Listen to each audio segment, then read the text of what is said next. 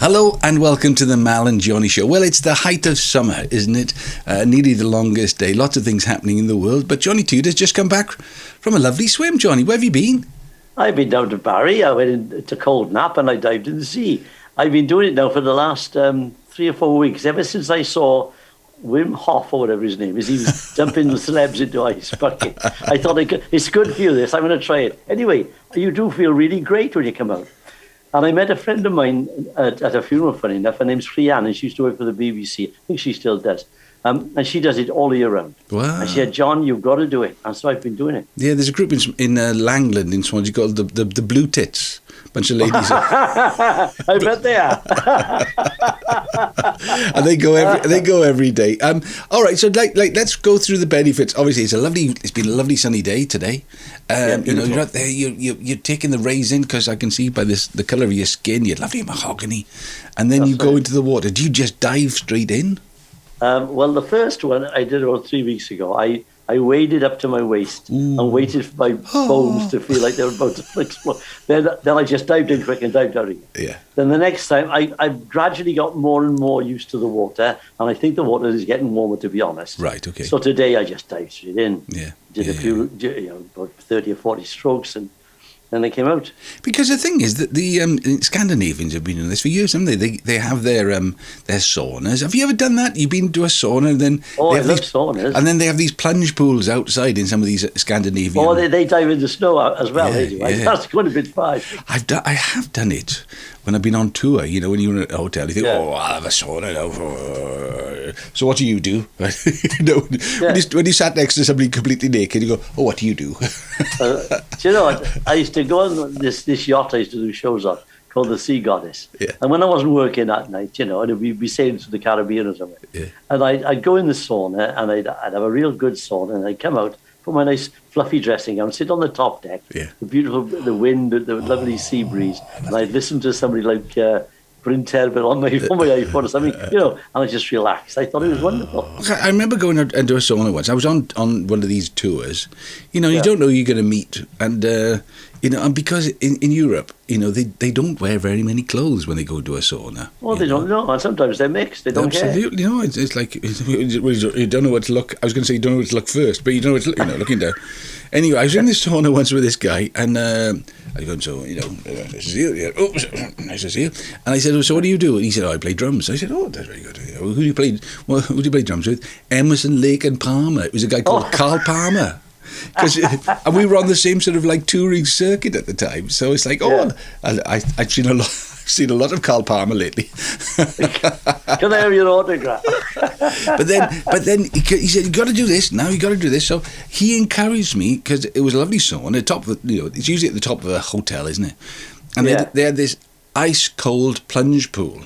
Right. Oh, that's right. That's it. Yeah. And it's not a very big pool. It's like it's just enough for one person to dive in, but it's freezing cold. So you come out of the shower and you go, and you dive in, and there's this incredible feeling that goes all the way through your body.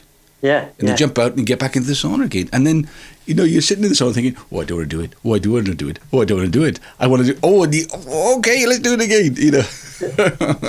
Did you ever work with a bloke called Brydon Griffiths? He was a floor manager. Brydon Griffiths. Now that's a name from the past. Tell me. No, Brydon was a real character. He'd come back from somewhere like Finland or somewhere. Mm-hmm. He said, "Do you know that these Scandinavians, they go into saunas and they beat themselves with twigs?"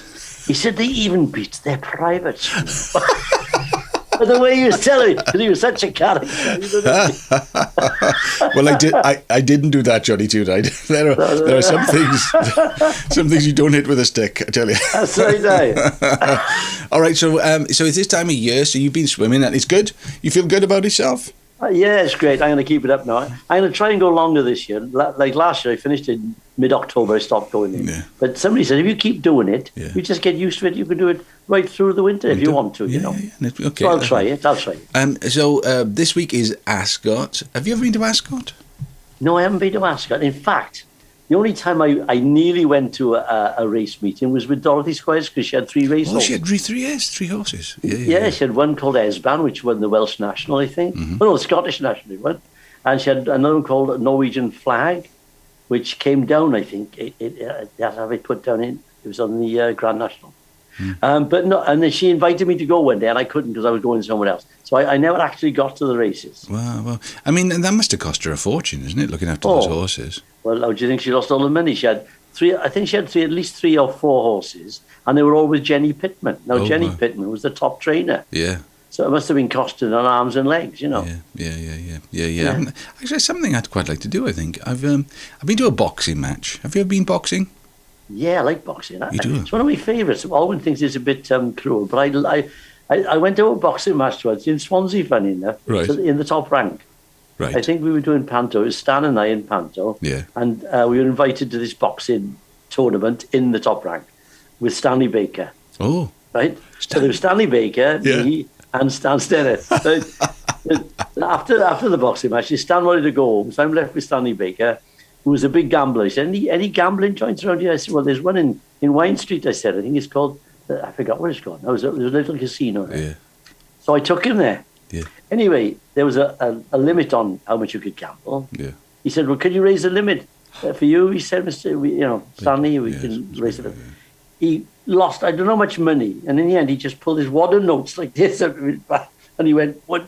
I said, how much you lost, Stanley? He said, too much. Take me back to the hotel. Oh, my gosh, I suppose. So that's my only boxing match I've actually been live. I always watch it on TV. I like watching. I got quite friendly with Enzo Calzaghe. I did know Enzo Macronelli and his dad, and they were wonderful. But Enzo Calzaghe, now he was Joe Calzaghe's dad, and when I was writing the musical about the boxer Tommy Farr, I used to go up to the gym up in where was it, Blackwood, Risca, something like that, yeah. Risca, yeah. And a lovely warm welcome. But they were musicians. I mean, he hadn't trained as a boxing trainer at all. He was a musician. No. Him and his brothers, he used to do gigs and stuff. And in his gym, as well as the gym for actually boxing, he had a recording studio. Never. And he was a lovely guy. I mean, I remember saying to Enzo Macronelli, because Enzo Macronelli went to him as his trainer. He said to me, do you understand a word he says? I said, absolutely not. But you sort of you got the gist of it with Enzo Calzaghe. Because he was Italian he was born in Italy, wasn't he? Yeah, now I think it might have been Sardinia even, because he kept on saying, Mal, and basically he was saying, come over to Sardinia, we'll make a programme about, and we'll just take our guitars and we'll make music. And Enzo's brother was lovely. They were a lovely family, so that boxing. But I did go and see Joe Calzaghe, and it was at the Wales Millennium Centre. Oh, no, who was he fighting? The Principality Centre. And it was I must admit, it was quite violent, obviously. But, it was like being at a gladiatorial sort of, it was like being back at the Colosseum, because they were kill absolutely. I'm thinking, no, give him a chance. Anyway, but, we've had some wonderful boxers in Wales. Oh yeah. There were people like Joey Erskine, who was a fantastic boxer. He became European champion. I think he lost his title to Cooper. Right. But he didn't have the knockout blow. He was a wonderful boxer, a technical boxer. Yeah. Then we had another fella from Newport. What was his name? Richardson. Yeah. And he knocked out Carl Mildenberger in 3 rounds. And Mildenberger went 15 rounds with Muhammad Ali. Wow. So, we had some good boxers. Yeah. But, of course, Tommy Farr was possibly of his generation, the best of the lot, really, because he was heavyweight. My dad said he won that match against Louis, and they didn't give it to him. No, they were booing at the end of it. And a character as well. I did actually, obviously I wrote a musical about him, but I actually spoke to Tommy Farr once.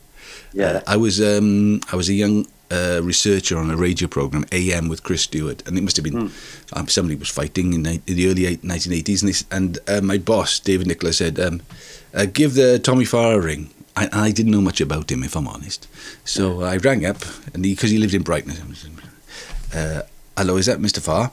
Yes. I said, I'm calling from BBC Radio Wales. We'd like to talk to you about and his first remark to me was, how much? I went, I don't know. He said, well, find out, boy, and call me back. But when you heard his story, because he had, in those terms, I suppose he must have been a millionaire in our sort of money. But he lost it all. So if he was going to be on the radio, he wanted to know how much he was going to get paid for it, because we were asking him to do a service, and he wanted his service to be paid for. So that was I met Henry Cooper and his brother, because he had a twin brother. Oh, yeah. Yeah. And they lived not far from where Dorothy lived, and they used to turn up at some of the parties because they used to train in the Old Kent Road, which was on the way towards Bexley, where she lived. Right. He was a nice guy, Yeah. But I remember Erskine fighting him, and then he fought London. Did he fight Brian London? And it was in Porthcawl. Oh, right. Right. And all hell let loose because somebody said that London had given him the nut. So in the end, everybody's in. The father's in. They're all fighting each other in the ring. Have a look at it on YouTube. It's a wonderful. I'm a lover, not a fighter, aren't you, Johnny? Yeah, I like to watch it, but I don't want to do it. I haven't had a fight since I left school. I tell you what, though, there was a kid in school with me called Lenny the Lion. He became a champion, did Lenny. Right. He fought, what's the little boy from Merthyr that became world champion? Johnny, not Johnny. No, not him, before him. Oh, gosh. Blinking heck. Howard Winston? No. Winston. Howard Winston. Yeah. He fought Winston for the title. Wow. But he didn't beat Winston. But I mean, I had a couple of fights with him when we were in school. If I'd only known he was going to be a champion boxer. Oh, God. All right, so you've not done racing. What about tennis? Because he's coming up to Wimbledon, isn't it? I'm just looking like, it's nearly Wimbledon. Yeah, I've been watching the tennis already because our friend, Mr. Murray, he got through to the final in Stuttgart last week. Oh, Stuttgart, yeah. And he beat people like, Tsitsipas, who's the number one seed. Yeah. And then, unfortunately, he was playing the Italian guy, and he strained his stomach muscle. So he's out of the Queen's, but he's coming in for Wimbledon. I went to Wimbledon once. Was it good? Yeah, wonderful day out. Wonderful. Yeah. Do you know Chrissy Pegg? No. Well, Chrissy Pegg, somebody gave me a silly thing. Yeah. Chrissy Pegg was the wardrobe mistress. And she had Chris Pegg. Yes, I do know. Yeah, she had a place called Script to Screen.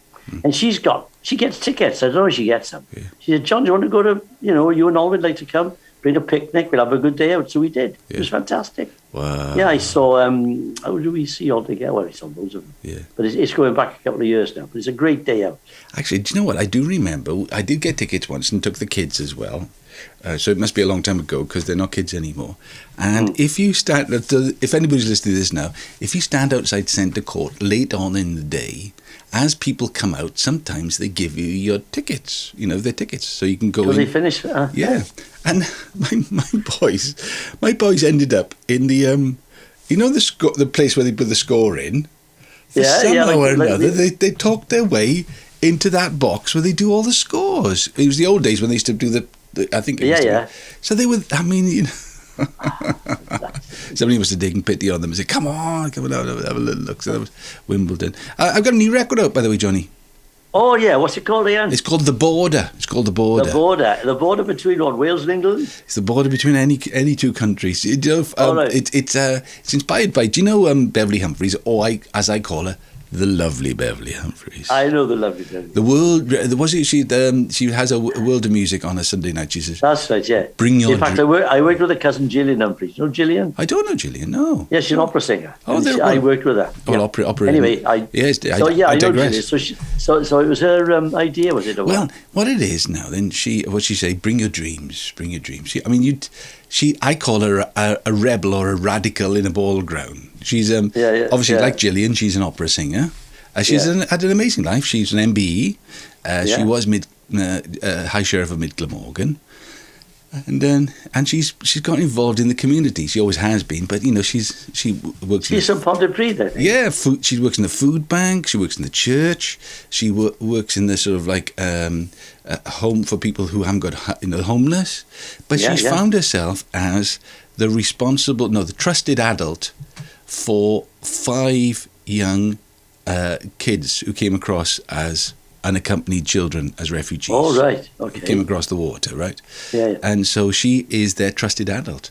And I was I'd got the tune to this piece of music. Do do do do do do do do do do do do. I think it's water. I'm talking water. The water. Anyway, and then she was telling me the story about one of the lads. And I mean, their stories are, it's easy to say us and them, isn't it? When you don't know anybody, it's us and it's those people over there.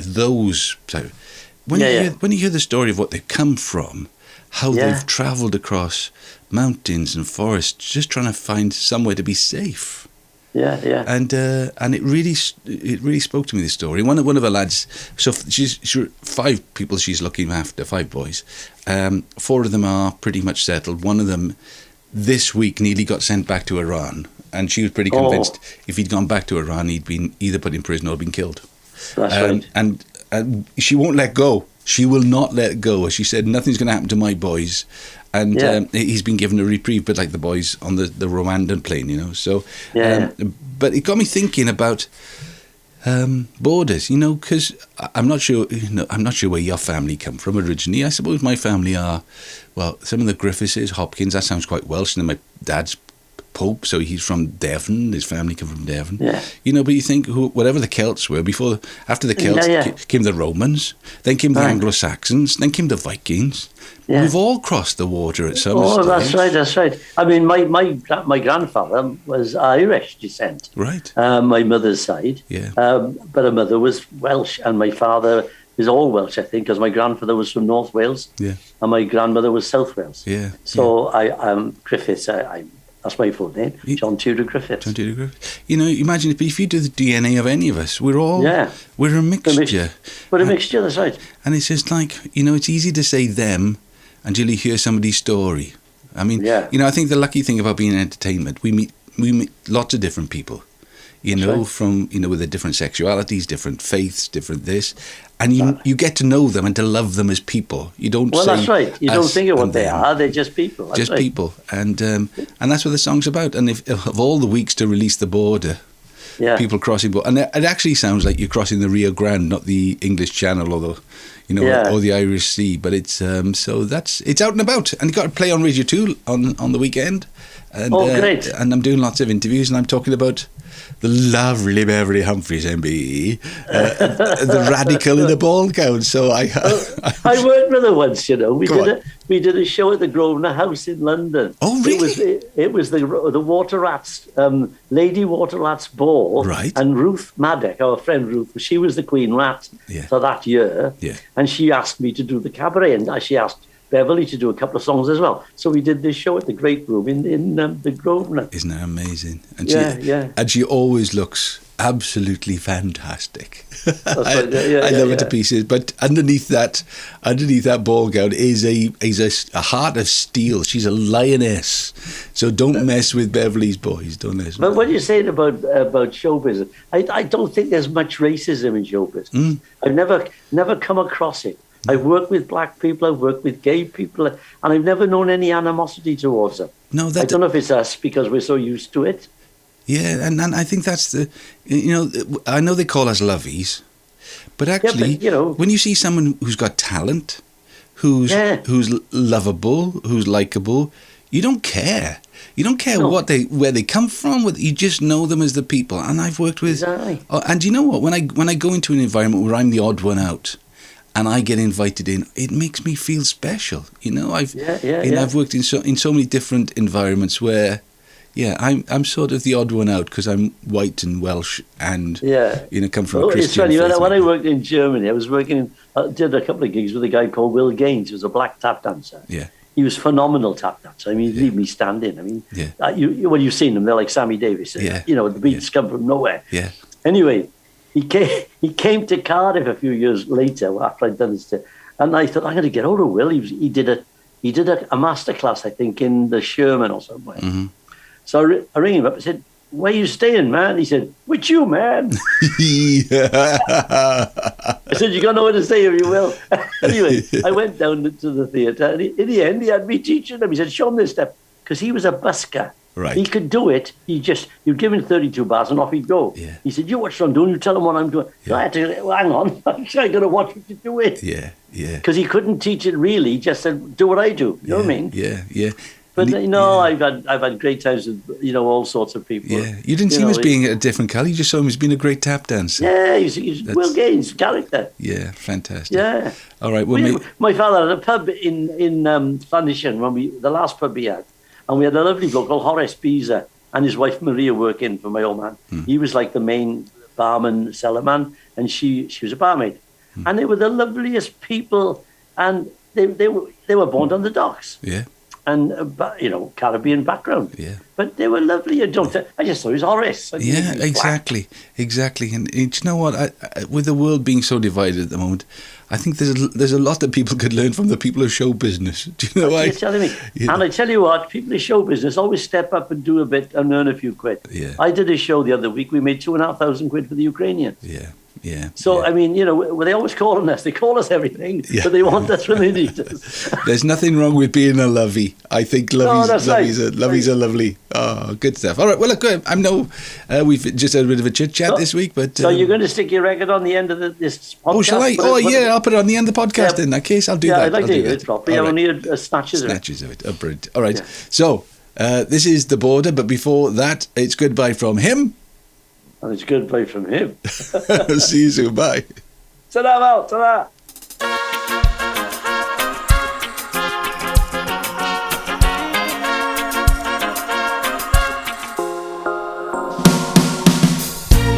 I saw the smoke upon the water, broken glass upon the floor, the painted signs upon the windows, you're not welcome anymore. There was a time we laughed together, another life when we were free. This is the only home I wanted, but it's turned its back on me. Maybe one day I will return, if I survive, if I can make it across the water, if I can make it across the border, then maybe someday when I'm older, I will return across the water.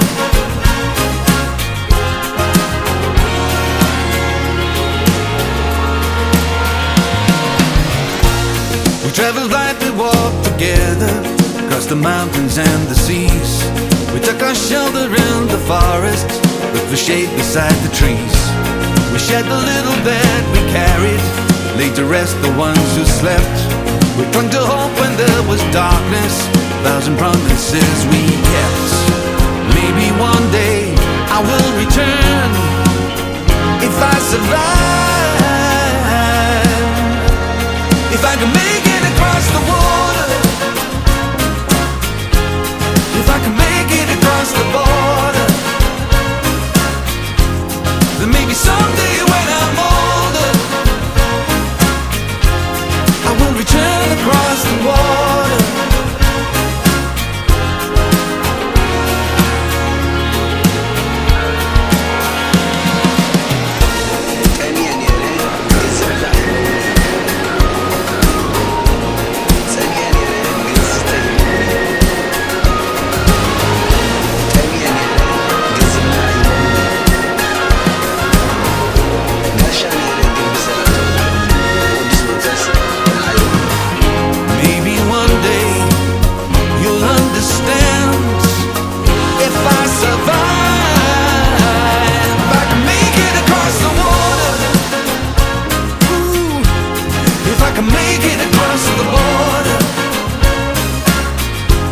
Maybe someday